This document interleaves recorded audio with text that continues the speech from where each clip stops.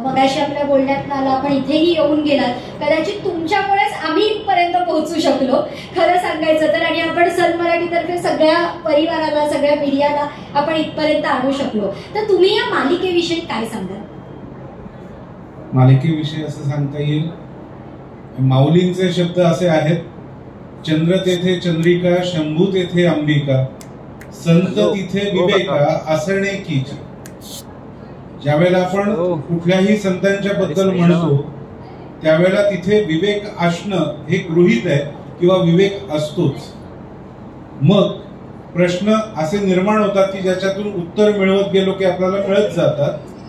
संत सखूंच्या बद्दल सासूरवाडीला ज्या वेळेला विठुराया त्यांना मदत करतो असं आपण वाचतो, ऐकतो किंवा त्या संदर्भात आपल्याला माहिती असते, तर ती केवळ मदत सासूरवाडीलाच नाही, तिच्या लहानपणापासून असेल.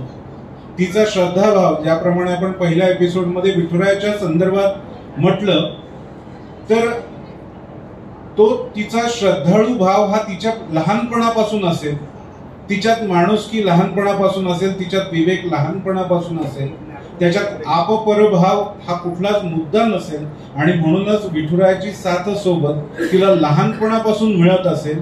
हाच धागा एकत्र घेऊन आम्ही या सगळ्या संदर्भामध्ये मांडणी करत आलो.